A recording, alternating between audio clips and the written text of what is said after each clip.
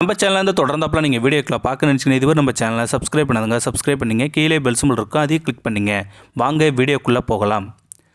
தினமும் அலுவலகம் செல்லும் வழியில் ஒரு பெரியவர் வெயிலிலும் மழையிலும் பொம்மைகளை விற்றுக்கொண்டு இருப்பதை பார்த்திருக்கிறேன். நேற்று மாலை குழந்தைகளுக்கு ஒரு பொம்மை வாங்கலாம் என்று அவரிடம் ஒரு வெள்ளை நிற பூனை பொம்மை கொடுங்கையே என்றேன். அவர் 80 ரூபாய் என்றார். பணக்கார கடைகளில்தான் பேரம் பேசாமல் வாங்கிக் கொள்வோம். ஏழைகளிடம்தானே நாம் பேரம் பேசுவோம். அதுதான் சராசரி மனிதர்களின் இயல்பு. அதனால் நான் என்னங்கய்யா, ஒரு குழந்தை பொம்மை 80 ரூபாய் என்றேன். 70 ரூபாய்க்கு கொடுங்க என்றேன். அவர் என் கண்களை உற்று பார்த்து, இதை குழந்தைகளுக்காக வாங்குறீங்களா என்றார் அந்த முதியவர். நான் ஆமாம் என்றேன். அவர் கொஞ்சம் மெதுவான குரலில், சரி 70 ரூபாய் கொடுங்க என்றார். அவர் கண்கள் லேசாக கலங்கியதை நான் கவனித்தேன். அது மனதை என்னவோ செய்ய, ஏன் ஐயா, என்னாச்சு, ஏன் அழுறீங்க என்று கேட்டேன். ஒன்றும் இல்லை தம்பி என்றார். நான் மீண்டும் மீண்டும் வற்புறுத்தி கேட்க அவர் மெதுவாக சொல்ல ஆரம்பித்தார். என் பெயர் நாகரத்தினம், வயது 77. என் மனைவியின் பெயர் புஷ்பாவதி, வயது 73. எங்களுக்கு 6 குழந்தைகள். மிகவும் ஏழ்மையான குடும்பம். மிகவும் கஷ்டப்படாத சூழ்நிலையில் பிள்ளைகள் வளர்த்தோம். பல நாட்கள் நானும் மனைவியும் சாப்பிடுவது கூட இல்லை. இருப்பதை பிள்ளைகளுக்கு கொடுத்து விடுவோம். பல நாள் இரவு பட்டினி இருந்திருக்கிறோம். ஒரு நாள் கூட என் மனைவி இதற்காக என்னிடம் சண்டை கூட போடுவதில்லை. பிள்ளைகள் எல்லாம் திருமணம் முடித்து அவரவர்களும் தனி குடும்பமாக சென்று விட்டனர். எங்களுக்கோ தடுமாற வயது.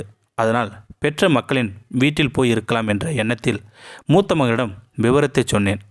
அதற்கு அவன், என்னால் இருவரையும் கூட்டிக் கொண்டு போய் வைத்து பராமரிக்க முடியாது, யாராவது ஒருவர் வரலாம் என்றான். அப்படி நான் மூத்த மகன் வீட்டிற்கும் சென்றேன்.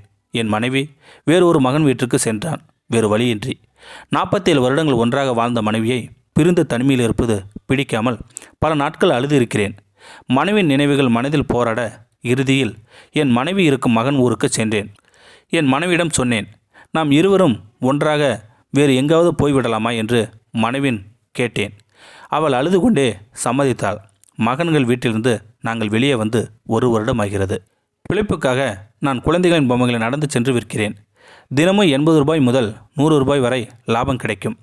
இதை வைத்து கொண்டு ஜீவனாம்சம் செய்து கொண்டுள்ளோம். இப்போது எனக்கு வயது 77 ஆகிறது. எப்போது வேண்டுமானாலும் நான் இறந்து போகலாம். வரும் 100 ரூபாய் வருமானத்தில் கொஞ்சம் மிச்சம் பிடித்து சேமிக்கிறேன். அது எங்கள் மரண செலவிற்கு. என் பிள்ளைகளுக்கு அந்த செலவு கூட தொந்தரவு கூட வேண்டாம் என அதை மனைவியிடம் கொடுத்து வைக்கிறேன். ஒரு நாள், இந்த பணம் எதற்கு சேமிக்கிறீர்கள் என்று என் மனைவி கேட்டாள். நம் மரண செலவிற்கு என்றேன். சத்தமாக கத்தி அழுதுவிட்டாள்.